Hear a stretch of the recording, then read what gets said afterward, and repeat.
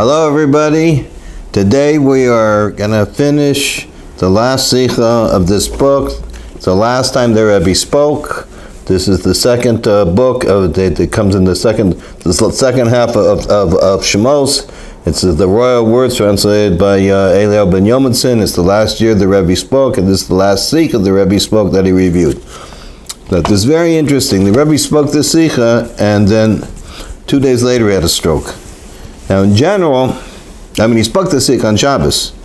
In general, when the Rebbe would give out in the last year, the Rebbe would review all the sikhas in detail, and he would publish it by the end of next week. And in the beginning of the week, the Hasidim who reviewed everything, who heard it, they would write up a summary of what the Rebbe said, instead of like 30, 40 pages, like 2-3 pages. And then we put it into the Rebbe, and then they would give it out. And it wasn't reviewed by the Rebbe. This sikha was the only sikha that the Rebbe reviewed the summary, and he reviewed it and said to be given out. And then he had a stroke a couple days later. This sikha is the last sikha in the book of Shemos. Well, the second to last Parshas Vayakhel, and it was said on the 25th of ADAR. 5752, Adar reach on 5752. By the way, the 25th of Adar is also the birthday of the Rebbe's wife. It's also the birthday of my firstborn. And also the 25th of Adar, it says that it's the day that the world was created. There's two opinions. When is the beginning? When's Rosh Hashanah? One opinion says Tishrei, which we all know about, and that's when you blow the shofar. So that wasn't the first day of creation. It was the 25th day of the months before is when God created the world. 6 days later he created man. The same thing here is there's other opinions that says that Rosh Chodesh Nisan is the new year, is the new year, and that's for the Jews basically and for the world, because this is when we became a nation. This is the first mitzvah that was given to us specifically. So this is a very special day. And anyway, so we're going to go on, and the Rebbe will be talking about the whole inyan of unity and oneness, and how everything is beautiful and one, and how this reveals and brings Moshiach. Let's see inside. In the calendar year layout of many years at the Parshas. Okay, now the Rebbe is going to explain. Now, every week we read one section of the Torah. And there's actually, from what I said, there's 53 sections that are called Parshas. And every week we read one, and some weeks we read two combined. Now, when it comes out, now in the Jewish calendar, it's not like the solar calendar. As a result, I think it's 9 years out of 17 or something. I'm not too sure the amount. We add an extra month in order that to make sure that Nisan falls out in the spring. So when we add an extra month, so then there are more than the Jewish calendar. It has more weeks in it than the solar, and so therefore, when we have when it's called a leap year, when we have a leap year, it ends up that most the parshas that are combined in the other years are read separately. And this is the case in this year when in 57-52, when the Rebbe said this, 1992, when the Rebbe said this sikha, it was a leap year. So therefore, there was a separation, and that's what Rebbe's going to talk about that, and talk about the importance of unity and oneness, and it's a wonderful sikha, like everything the Rebbe says. In the calendar year layout of many years, the parshas of Vayakhel and Pekudei are read as one parsha. In the calendar layout of this year, however, Vayakhel and Pekudei are two separate parshas. And the explanation of this is that in the service of man, the general service of man is, as the words of the sages, they say, everybody's equal in this. The sages say that I was created just to serve my Creator. It's the only reason I'm here, to serve God. And to accomplish this, everything in the world serves their Creator. Now, within it, there are two matters alluded in the names. Now, within this self, there are two matters alluded in the names of the Parshas Vayakhel and Pekudei. So here we are, everything to serve God. But what? I'm sorry I didn't mention it's on page 176 of this book. I have a little cold, you have to excuse me. Vayakhel So we had the two parshas, Vayakhel and Pekudei. Vayakhel, and he gathered. This one reveals in every aspect of the world that all embracing service to serve their Creator, that transcends the individuality of the creations, thereby bringing unity into all aspects of the world, and most certainly in the Jewish people through the phenomenon of love and unity of the Jewish people. So Vayakhel is the first one. It's talking about how the Jews, how everything is here serving God. I mean, everything's revealed. That here I am just to serve God. So we're all serving, doing one thing together. We're serving Hashem together. We're doing as one group. We're doing the same thing. This is the goal. One might be doing this, but that's not the main thing. The emphasis is serving on Hashem. Thereby bringing unity into all aspects of the world, or certainly the Jewish people, through the phenomenon of blended unity of the Jewish people. So this brings us together as Am Echad, as one people, because we're all serving Hashem. We're all serving, doing the same wonderful thing, and making Hashem happy. The manner this matter is with emphasis on the revelation from above below, the purpose of Hashem, that the creation to do His will, rather than the importance of specific creations in serving Hashem. So here it says, the Rebbe is explaining the idea of unity and oneness comes because Hashem, we're all serving Hashem, and it's a revelation that God shines His great light upon us. And we see how everything is godliness. God reveals how everything is Him. Everything is the sparkling, the light, the chayas, everything is God, everything's from Hashem, everything to serve Hashem. So we're just thinking of the beauty of the oneness of creation. Then we have number two. Number two is the Parshas Pekudei, which means the detailed counting that each one is given a certain task to do. After the all-embracing service that unites all the details, indeed one reveals in every detail its significant innovation of its unique, specific part in serving its Creator. First of all, we have to have how everything is a servant of Hashem. Everything's doing God's will. Everything's lit up by God's desires and will, what He wants us to do. That after that, after we're doing this and we're all one with Hashem and we're all the army of Hashem serving Hashem, then each one of us, then we start to look at each one of us, how each one of us is special. How God made each person special, each thing in the world special. Each thing has some qualities that the other doesn't. So that means each thing reveals and serves Hashem in a certain different way, because that's how the way Hashem made him. And this is the innovation of the, okay, well, indeed, okay.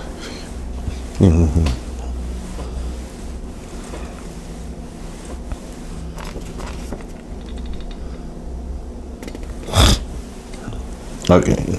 And this is the innovation of the calendar layout of this year, in which we read the Parshas Vayakhel in its own week, and the Parshas Pekudei in its own week, in which it is emphasized that with the service of Vayakhel revealing the all-embracing unity in creation, and in the Jewish people, is a complete service on its own.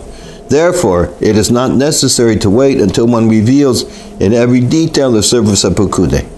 So this is pretty hard to understand, but Rebbe is saying here that since we see that each parsha is read by itself, so each parsha is a complete thing by itself. Each week, when we read the parsha, we have to combine parsha, then you have to combine the two. But this way, since it's read by itself, so therefore this service, revelation of Hashem from above, that everybody's serving Hashem one, this itself is a complete service. This is just, as I say, this is very, very concise. The Rebbe, Hashem, will hear the complete sikh of the Rebbe to review soon. But, so I'm learning this with the person who wrote the book. We're learning this, discussing this. So it appears, one explanation that I came up with that I thought might help us is that when did we see a great revelation from above? We saw a great revelation from above with Tamat and Torah. And when the Torah was given, it says every time God spoke from the first two of the Ten Commandments, every word it says that the souls of Jews went back to Hashem. What's it mean? That they expired. That the soul is dipped. The soul of a Jew himself, his nature, he just wants to be one with God. He wants to go out of his own existence to be totally one with Hashem. And there was so much revelation of godliness that the souls, it said, that God revealed so much godliness. And also the other reason is, one of the reasons that the soul comes down here is it has a certain a certain shlichus, it has a certain purpose that God sends him here as a messenger for Hashem to finish certain things in the world. And once he finishes his job, there's no reason for him to continue in the world, because he's finished what he has to do. So by Matan Torah, this is what the Rebbe explains, that there was such a great revelation of godliness that revealed down, that came down, so beautiful, so wonderful, that the souls, it lit up the souls in a way that everything they had to finish and complete was done automatically. And therefore their souls left them. So why did the souls come back? Because Hashem gave them a new, higher message, a new, higher shlichus, new, higher purpose that they had to fulfill.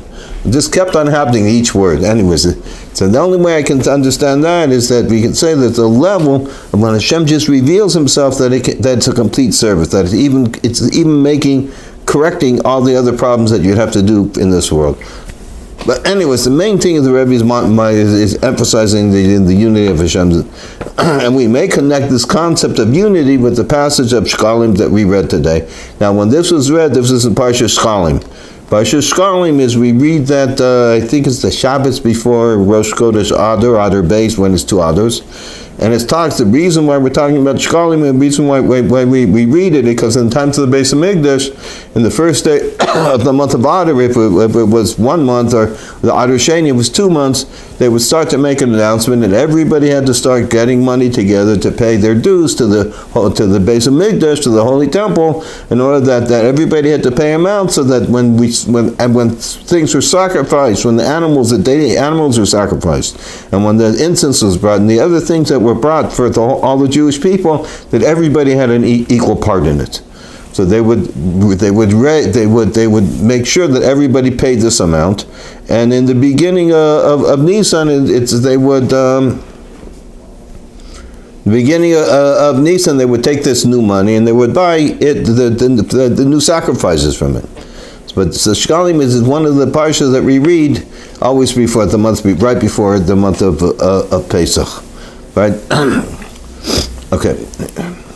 And we may connect this. We read this before the month of Adar, and we may connect the concept of unity, with the passage of Shekalim. It's the one talking about giving a certain amount of money that we read today. There is a known question regarding the verse that says a shekel, a coin, is 20 gera, and a half a shekel was donated for Hashem. Seemingly, the verse should have said one should give 10 gera. Why does the verse emphasize that one needs specifically a half of 20 gera? And then why is it emphasizing that you should give half? Why don't you say give? Instead of, in other words, why did you say you should give $1? You should get half of $1. Why doesn't it just say, why don't you just give 50 cents? Because it has to. There's like that. You have to. The Rebbe is going to explain. This is emphasizing that we're a half. And the explanation of this is that a half a shekel alludes to the service of uniting the Jewish people, and therefore, this emphasizes when a Jew is by himself is only half, and in order to be holy shekel, to be holy for Hashem, he must unite with another Jew, including to unite with every single one of the Jewish people. So that's what, to be really holy, we have to, and it's very interesting, there's many times I've received instructions from the Rebbe through Igris. It's talking where the Rebbe explains that it's a known thing that by doing Ahavas Yisrael, that when you love your fellow Jew, which is what we're talking about, this becomes a vessel for Ahavas Havaya. So what's it mean? Here we see clearly what it means, that when you do Ahavas Yisrael, you become special, you become a vessel to become love, to receive and to give the love of Hashem. We see this because you're becoming holy. Because when you unite with all the Jewish people, you become holy, and when you become holy, then therefore you're close with Hashem. Because everybody's holy is close with Hashem. It becomes Kodesh. And this is the fulfillment of the mitzvah, and you should love your fellow Jew as yourself. Which your fellow does not refer only to a Jew that is close to him, Rauh, even to a Jew that is found at the end of the world. The reason for this is that, as the Alter Rebbe writes in Tanya, that each and every one of the Jewish people is literally part of Hashem, from up high. And behold, And the essence of each of us part mamish, it says, this is actually like the biggest chiddush, the biggest new thing that was revealed in Chassidus and the Holy Tanya, that mamish were part of God. If Rav Ginsburg had explained that there's levels of, the closer we get to Moshiach, the closer we get to Geula Shleima, the complete redemption, the closer everything is revealed, closer inner everything is revealed. God reveals more and more of himself in an inner true way. This is explained in complete in depth in Chassidus. So it says that this, all of this started, that mamish that is revealed, that we're mamish part of God ourselves. This only started by Chassidus. Before that, it wasn't revealed to everybody in the world. Before that, there were different levels, not as high, not as complete levels. So this is why the Rebbe brings it in the Tanya, because with the Tanya, this is the times of Moshiach, then Tanya revealed it. That each and every one of the Jews is literally part of Hashem from up high, and behold, in essence, when you grab part of it, you grab the whole thing. When I grab part of this cup, I'm grabbing the whole cup. The same thing, when you grab part of Hashem, the essence of God, you're grabbing all of God. Hence, all the Jewish people are one entity, because we're all together with Hashem. And even in the case that one has to correct something undesirable in a friend, indeed, the most effective way to accomplish this is through influencing him in pleasant and peaceful manner.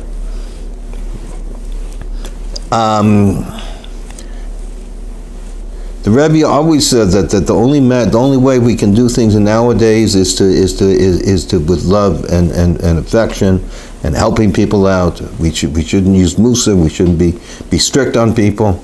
The Rebbe very, very emphasized this is in our generation, and he says this is the only thing that works. And we see that not only the Rebbe's do that, we see that even other groups that are from non-Hasidic groups, that they're emphasizing more, and when they're going outreach, that they're emphasizing much more the positive thing of Yiddishkeit, the positive thing, and much less of the negativity. Another thing I'd like to point out is that the Rebbe, in the mitzvah of Ahavas Yisrael, there's a book called Derech Mitzvah, which is written by one of the previous Lubavitcher Rebbe, the Tzaddik Tzedek, and in it's talking about the mitzvah of Ahavas Yisrael. And it says, ask the question that, first of all, we understand Ahavas Yisrael is that we love each other because we're all one, we're all the same holy people. But here it says, we see that the mitzvah from Ahavas Yisrael, that Hillel said, he says, whatever is hateful unto your neighbor, whatever is hateful unto yourself, don't do. Whatever hateful unto yourself, don't do unto your neighbor. So in the Chassidus, it explains what's hateful to a person. Somebody criticizes him. I hate when people criticize me. So though I deserve it sometimes, actually. But anyways, so then you have a question. If you can't criticize somebody, and you're just going to get them upset, people hate doing it, and you're not doing Ahavas Yisrael, then how is it possible to correct them? Here it says you have to correct somebody. How can you correct them? So the Rebbe explains over there, the Tzaddik Tzedek, he says, when you really love somebody, and you're talking from the heart, when you realize you love him as part of you, then when you talk to him, the way you give over to him, he says that words that come out from the heart will go into heart. Words that come from love will go into him. Therefore, you can continue to talk to him. This is perhaps when we're talking about to do in pleasant and peaceful manner, we have to really, really look at the unity and the oneness, and bring a true love for each and every Jew. And from then, we will be able to really have true influence on everybody. So let's go a little bit further. Now, as a preference to accomplishing unity, Vayakhel, in the world and among the Jewish people, one should start with the unity, Vayakhel, between him and his Creator. We have to become one with God. And this is one of the explanations in what the verse says, that shekel is 20 gera, half a shekel donated for Hashem. That each and every Jew, so before we talked about you had to be half a shekel because you aren't complete, you're not really wholly in one until you're together. Here we're going to talk about, it talked about the numbers. It said that half a shekel is 10 gera. So, and a whole shekel would be 20 gera, 20 coins. So therefore, he's going to say that therefore each Jew, each Jew is made up, that Hashem, when he reveals himself in the world, he reveals himself what we call the 10 spheres, 10 levels of emanation. Chachma, meaning vadas, wisdom, understanding, and knowledge. Then we go into the attributes, how we conduct ourselves, until we finally get to the level of Malchus. So this all the level of how the soul, the powers of the soul, should be totally given over and given over to Hashem. And given over to do what, and serving Hashem and doing what Hashem wants us to do. And we should be revealed that we're this holy people, we're Hashem's special children. And then, what's the other 10? The other 10 goes on Hashem. The 10 goes on Hashem of how He reveals Himself in the world. And the 10 goes on us and how we reveal our soul in the world. So let's see what he says. A shekel is 20 gera, and half a shekel is a donation for Hashem. And each and every of the Jewish people is united with Hashem at a height of unity to the extent that they are literally one. And therefore each and every Jew is only one half, and Hashem, so to speak, is the other half. So this is amazing, that mamish, we're one with God. It's something that...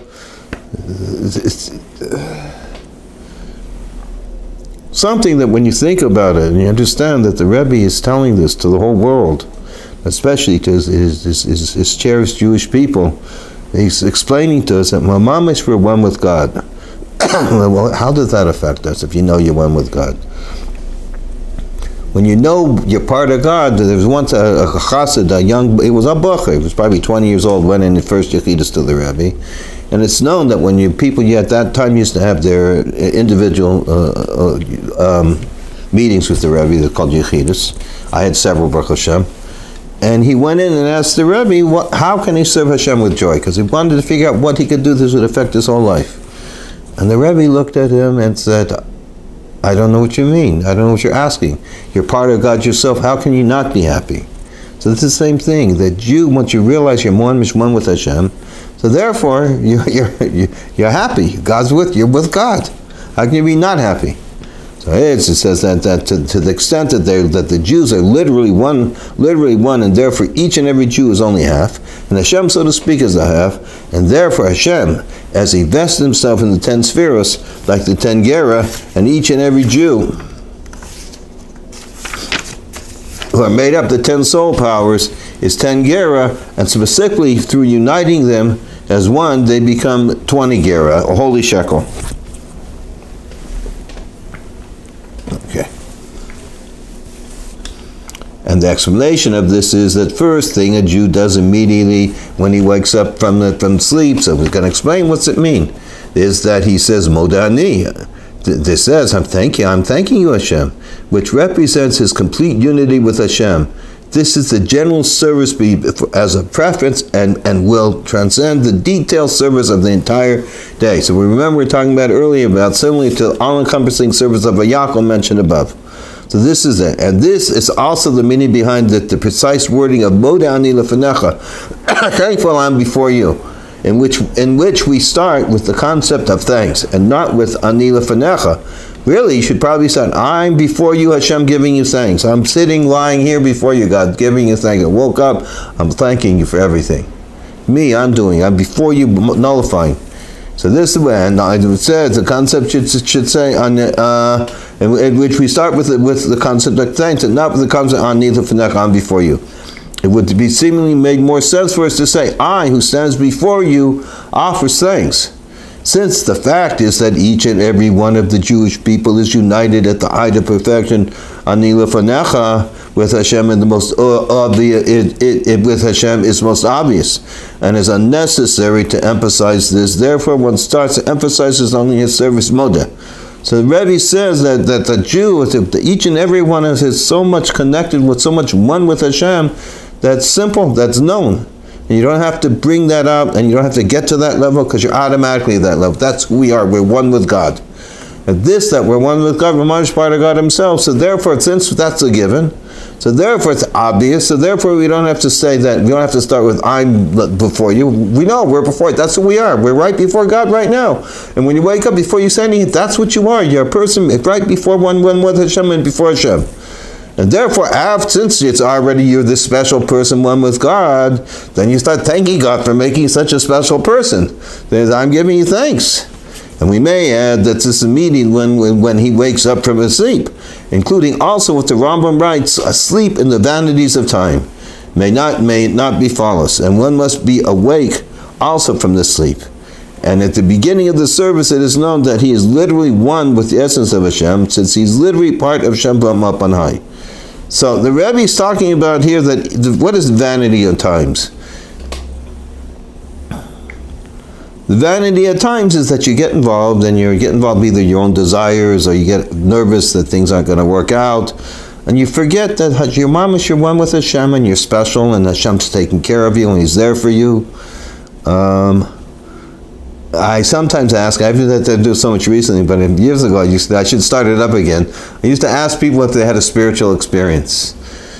And one person I met, he was around mid-20s, early 20s. He was living here for a couple of years from New York. He was a Persian boy, nice Jewish boy, wonderful guy. And I asked him if he had Jewish experience. And he said yes. He says once he was by the Yam HaMelech in Israel, and he looked up and he realized he was a Jew. So at first I didn't think that was such a big thing. I didn't mention it. Then I realized, wow, he realized that person to realize actually saying today what it means, I'm a Jew, means that you're one with Hashem. Your mom is one with God. That's me. I'm a Jew, I'm one with God. That's what a Jew is. So many years later I saw him again, many years later. I said, so what happened? He didn't explain what he meant. He says, I was no longer afraid. So that was Ramish, a very, very amazing thing, because he knew that Hashem was with him. And once Hashem was with him, he was no longer afraid. Hashem was taking care of him. So when you get yourself in the vanities of time, you have to wake yourself up and realize that Mamash Hashem is with us, that He's taking care of us. I get nervous about this and that, and when I sit and learn Chassidus, and I realize, I start to think about what's happening in the world, how Hashem takes care of me and helps me out, and all the wonderful things He's doing for me, it gets me out of the vanities of time. This is what it says. So it says, and Rambam writes, asleep in the vanities of time may not befall us, that one must awake from this sleep. And the beginning, then he goes back to, I think he's going back to the beginning. The beginning of the service is known that he is literally one with Hashem, with the essence of Hashem, since he's literally part of Hashem from up on high. And this is something that when we learn Chassidus, we understand that each and every one is part of God. But we don't really understand it, because if we'd really think about it, we'd be very happy all the time. And this is what the Rebbe is emphasizing, that we're very, very special. Another area that the Rebbe is, the Rebbe is not, some of these things aren't new things, it's the things that are brought in Chassidus. But the Rebbe is bringing them to us and saying, this is us, this is the level that we have now.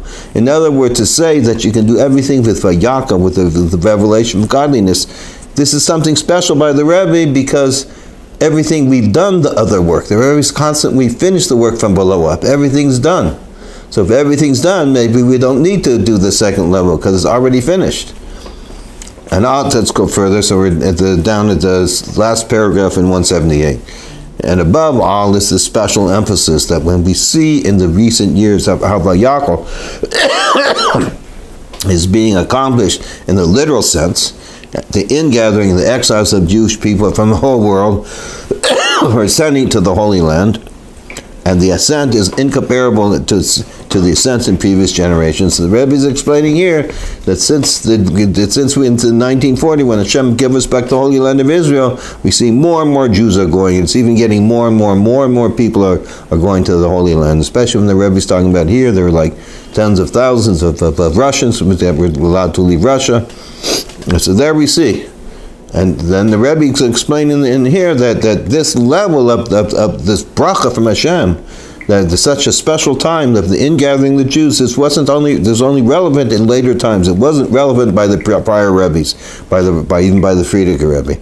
And the Rebbe says, and note that the Rebbes of all the Rebbes of the Chabad, back 7 generations, our leaders, were not in the Holy Land, not even for a visit. And also the trip of my revered father-in-law, the Rebbe Yosef Yitzchak, to the Holy Land was not to visit the Holy Land, rather to compensate for the fact that when he was not able to visit the graves of the forefathers of Rauh and Lubavitcher, etc. So what happened is the Frierdiker Rebbe was running from the communists, and he had to leave, and he wasn't able to visit the graves of the earlier Lubavitcher Rebbes who were there. And so instead, he went to the Holy Land to visit the holy places there. But it wasn't, the Rebbe for some reason is emphasizing here that he wasn't going to Israel because it was already time for the ingathering. The Rebbe says now everything's done. And especially that we are in the year when the Rebbe said the Sikha, Hey Tavshin Nun Beis, 5752, which is an acronym, if you look at the word, hey to hey, that it will be, Shanas, a year, the year, Niflaos of wonders, Balkol, Mikol, Kol, in a literal sense, it would be every place. The practical lesson for the passes from the passes of Shekalim so what are we going to learn? The Rebbe is going to tell us what we should do. This is the last thing the Rebbe told us, what we should do to bring Moshiach. How do we do to bring the Geula Shleima? Mashiach's here, we need to bring the complete redemption. The practical lesson for the passes of Shekalim, we should add in the giving of tzedaka, since regarding the giving of tzedaka there are several levels, 10th, a 5th, and all that one has to give for a soul. So when you give tzedaka, and generally if you don't have a lot of money, you're supposed to give at least a 10th. And if you make a lot of money, it says you shouldn't give, you should give only a 5th. However, brings in Tanya, that's for somebody who will always go the right way. He doesn't have sins, he's a good guy, he doesn't have anything to fix in his soul. But when you have something to fix in your soul, you're supposed to give everything for your soul. And that's in our generation, we have to give everything for our souls, because our souls have things that have to be shine even more. That's why it brings in Tanya. So therefore, just like it says over there in Tanya, that when a person is sick, he doesn't look how much money he spends. If he has to go to raise money, he has to beg money. You know, I work with I'm a gabbai tzedaka, if a person gives out a lot of tzedaka, and you see people that they really need help, and it's hard on them. They have to go beg, and they have to go around, and they do anything to raise the money so they can save people. I've done also in that situation where they have children who are in a serious situation, and well, unfortunately we weren't making enough money to cover beyond our regular living expenses. I had to go talk to people. It was hard, but you know, I had to do it. So here, the person has to give for his soul. Whatever he needs, he has to give over. Not this was to help somebody, for actually my kid, to help her, so she should be okay, physically and mentally. It's the same thing for a person's own soul. You have to give everything away. You have to give so your soul has a healthy soul. And so you have, and to make. So it says, so let's go on. The practical lesson from the passages of Shekalim, we should add in giving tzedaka. Since regarding giving tzedaka, there are several levels: a 10th, a 5th, and all that one has to give to his soul. And to make a decision regarding this already on this Shabbos, moreover, to actually and also begin on Shabbos, for example, through giving food and drink, etc. And also regarding to the manner of the giving, that not only should you give, but you have to do it with joy. You have to do it that you realize how lucky you are to help out somebody. For example, through the giving of food and drink, and on Shabbos. And also regarding the matter of giving, there's a lesson from the passages of Shekalim, and the giving of half a shekel was for the communal sacrifice. And there it is known, the explanation of the Alter Rebbe on this verse, a person, when he will offer from you an offering for Hashem, that a person, he should, from you, what's it mean? That in order for a person to come to Hashem, he must give from you, from himself. I must give from my own self is my carbon. I'm sacrificing myself. An offering. I'm an offering for Hashem. That he gives his entire existence to Hashem. Everything is given over. And from this is understood the practical lesson that the giving of tzedakah and loans must be in a manner that one puts his whole self into it, namely, all of his 10 soul powers. And that in addition to the actual giving, action of giving, he thinks and speaks about this. In other words, we must talk about, when you're helping out people, we have to talk about how wonderful it is, and how Hashem has really thanked me. And through this we hasten the redemption, and it comes literally immediately, and then Hashem will do his tzedakah, and he will gather all the Jewish people, and it says a vast congregation will return here. So this is the final thing, is that through giving tzedakah and helping a fellow Jew, this is how we're going to bring the Geula Shleima. This is how we're going to get the third base of Migdash, even though we've done it. Evidently we have to do some more. And we should do with joy that we have such a schus. I mean, I'm in a situation now that I've never really had much money, but I don't have a lot, but Baruch Hashem, I have enough. If my kid needs help, I'm able to help them out. If they're able to really, it's such a pleasure to be able to give and help people out. Such a schus that God helps you. Anyways, Zaygelzun to everybody. Tomorrow we're Mitzvah Hashem going to start Parshas Shemos, which is everybody have a wonderful time, and Hopefully, Mitzvah Hashem, we should be together in the Beis Mikdash right away, and we can finish learning there. Sei gesund.